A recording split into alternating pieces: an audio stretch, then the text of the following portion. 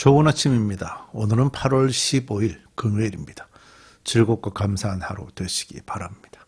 자, 스가랴 9장 말씀으로 들어왔습니다.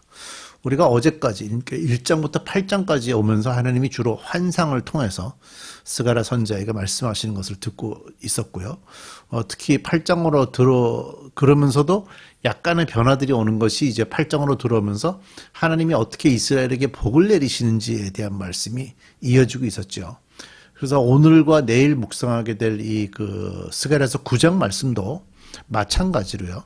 하나님께서 이스라엘의 원수들에게 경고의 말씀을 하시면서 당신의 백성인 유대 백성들에게는 승리와 보호 그리고 장차 오실 메시아에 대한 약속 이런 내용들을 하시게 됩니다. 그래서 먼저 하나님은 이스라엘을 대적하던 이방 민족들에게 그들이 거하던 땅에서 추방하시고 또 그들의 교만을 꺾으실 것이라고 경고하시고요.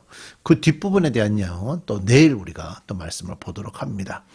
자, 우리 함께 본문으로 들어가서 스가랴서 9장 1절부터 8절까지 말씀을 살펴보도록 하겠습니다.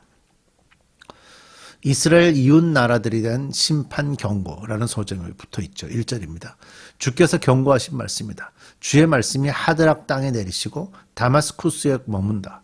이방 사람들과 이스라엘의 모든 지파들이 주를 바라본다. 하드락 가까이에 있는 하맛에도 매우 지혜롭다고 하는 두로와 시돈에도 그 말씀이 내린다. 자, 하나님의 경고의 말씀이 내려진 땅이 하드락이라는 다마스쿠스 또는 두로, 시돈 또는 하맛이라는 지역들이 지금 나오고 있죠. 처음에 나오는 하드락 땅에 대해서는 사실 좀 성경학자들이 잘 모르고 있어요. 근데 이제 학자들이 얘기하고 있는 내용들을 좀 대략 찾아보니까 두로와 시돈은 이스라엘에서 지도를 이렇게 보면 갈릴리 호수 북서쪽으로 이렇게 올리면요.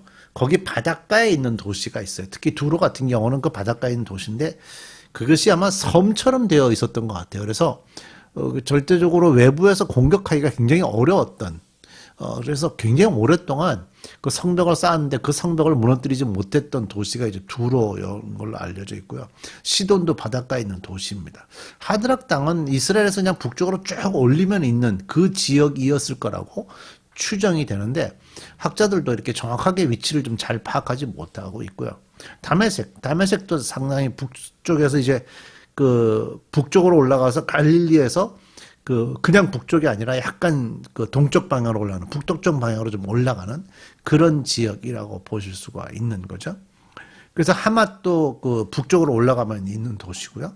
그러니까 이런 지역들 이렇게 보면 이런 지역들이 주로 다 이스라엘에게 꾸준하게 공격을 해왔으니까 북쪽에서 공격을 해오면 다 이 나라들이에요.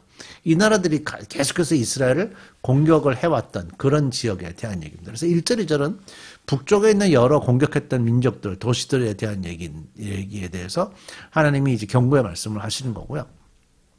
두로에 대해서 하나님 말씀하시는데 두로가 절을 지킬 요새를 짓고 티끌처럼 은을 긁어 모으고 길거리에 진흙같이 금을 쌓아 놓았지만 자, 요새를 딱 지어놓고 그 안에다가 금도 많고 은을 티끌처럼 모을 정도니까 막 계속 은을 모으고 길거리에 진흙같이 금이 많았어요. 그러니 얼마나 이 도시가 잘 살았겠어요. 강력한 나라였다는 거죠.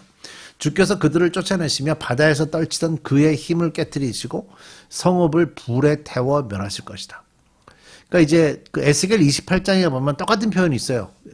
두로에서는 금과 은을 모은다라는 표현이 나오거든요. 그러니까 그 도시, 섬과 같이 생겼던 그 도시가 아주 특별한 도시였던 것 같습니다. 그래서 무역이 굉장히 발달을 했고요.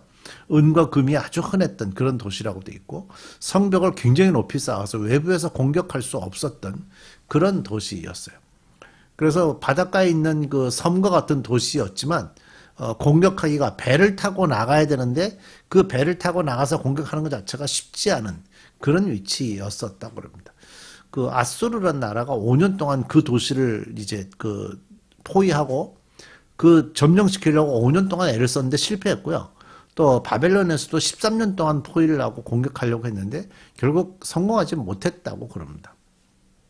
그러니까 이 도시가 얼마나 이렇게 단단한 도시였는가 하는 걸 알 수 있지만 결국 그들도 이스라엘 백성들을 너무 고통스럽게 했었기 때문에 하나님께서 그들을 이제 그 자리에서 쫓아내시고 바다에서 떨치던 그의 힘을 깨트리시고 성읍을 불에 태워 멸하실 것이다. 하나님께서 이렇게 그들에게 징계의 말씀을 하시게 된 거죠. 이게 이제 역사적으로 보면요. 지금 이 말씀이 전달됐던 시대부터 한 190년 후 정도, 190년 후 정도 됐을 때 BC 333년에 고대 마케도니아의 마케도니아라는 고대 나라가 있었죠. 그 마케도니아 왕국의 알렉산더 대왕이 침공해서 이 도시가 이제 완전히 멸망하게 됩니다. 뭐 멸망했던 이렇게 역사적인 일들에 대한 글들을 좀 보면 그 섬까지 가는데 무슨 그러니까 우리가 보통 볼 수 있는 바닷가에 짓는 물 못 들어오게 하는 제방 뚝 같은 거 만들잖아요. 그런 식으로 흙을 쌓아서 이렇게 길게 만들어 가지고 군인들이 갈 수 있도록 만들어서 점령을 했다. 뭐 그런 기록이 있는 도시. 섬이라고 그래야 될까요? 도시라고 그래야 될까요? 그런 곳입니다. 자, 5절, 6절.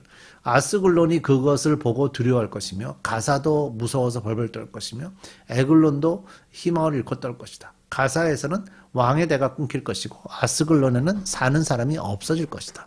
아스돗은 낯선 외국인들이 차지할 것이다.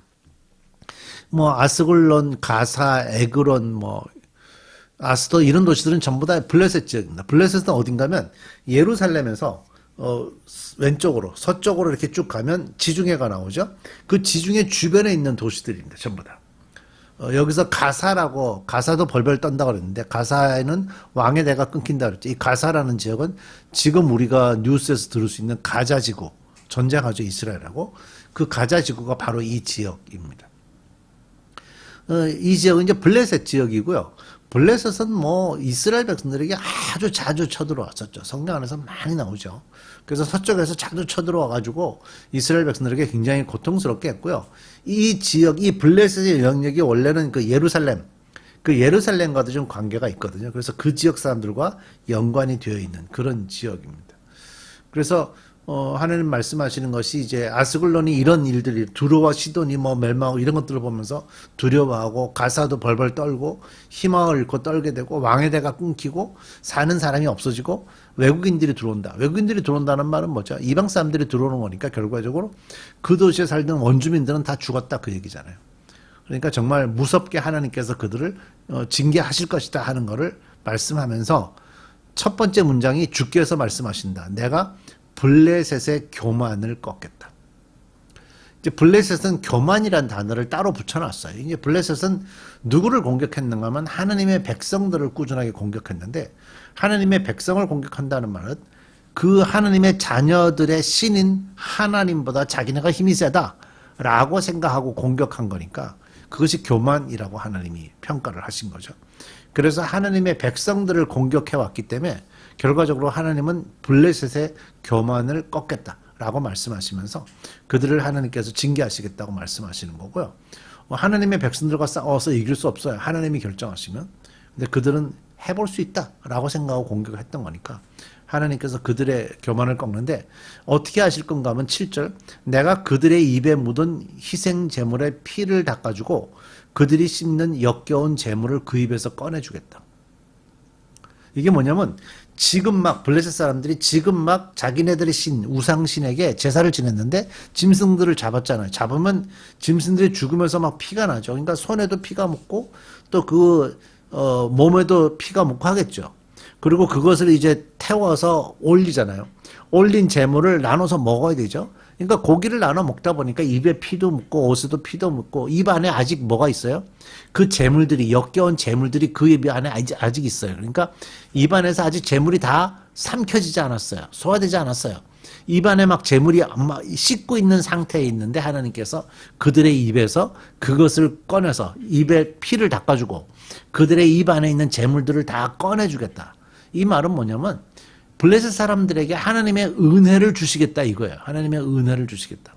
그들 가운데서 남은 자들은 그들이 계속해서 우상이 가는 자들은 벌을 받는 거고 그들 중에서 남은 자들은 하나님의 백성이 되어서 내 백성이 되어서 유다와 한 가족처럼 되며 왜 유다와 한 가족이 되는 거면 예루살렘 주변에 이들은 예루살렘 주변에 살던 사람들이에요. 예루살렘 좀 이렇게 서쪽 지역이죠. 그 주변에 살던 사람들이기 때문에 그 지역을 점령한 지파가 유다 지파죠. 그래서 유다와 한 가족처럼 이렇게 들어오게 될 것이고 에글론은 여부스 사람처럼 될 것이다. 에글론은 예루살렘 지역과 겹치는 지역이라고 좀 추정이 되거든요.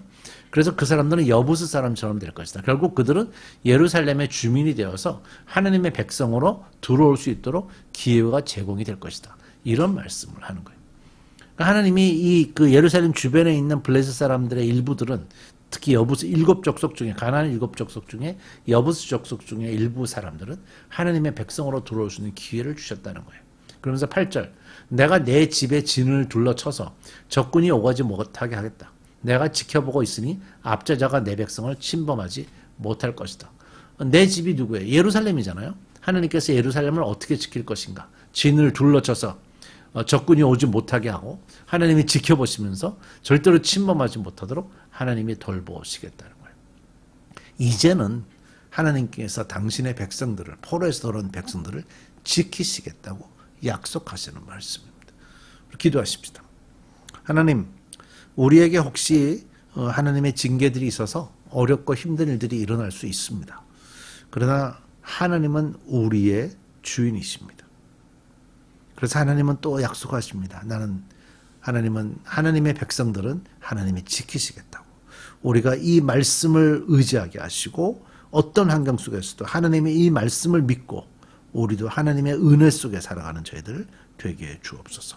예수님의 이름으로 기도드립니다.